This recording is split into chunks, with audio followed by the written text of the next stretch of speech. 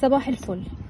الدنيا مقلوبة اليومين دول على اساس اني قالوا ان ممكن يا جماعة مش شرط طالما انت حاصل على الجنسية الامريكية يبقى الدنيا تمام وزي الفل والدنيا جميلة.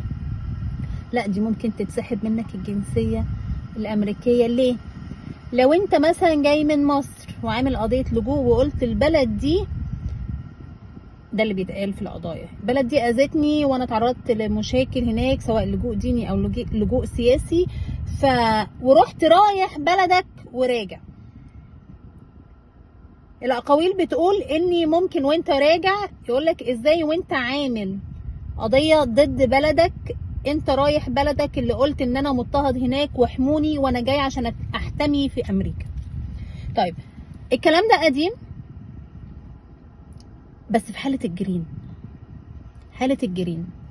الجرين بتاعك وانت نازل مصر بيقولوا ليه ما يستحبش انك تنزل مصر اثناء رفع قضيتك وان انت حصولك على الجرين، ولان انت وانت راجع من المطار ممكن الاوفيسر يوقفك، ممكن الامن يوقفك يقول لك ايه ده، طب ما انت قايل لي في قضيتك كل حاجه على السيستم بتاع الكمبيوتر ان انت قايل ان انت عندك مشاكل جامده جدا في البلد دي، انت نزلت تاني ليه؟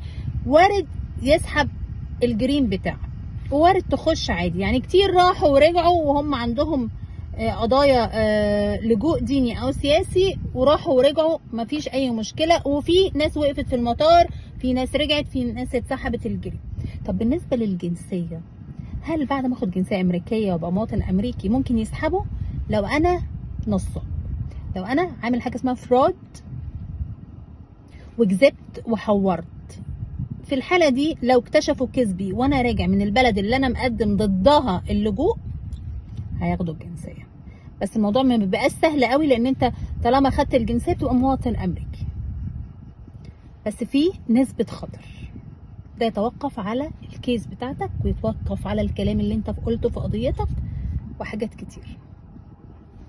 صباح الفل.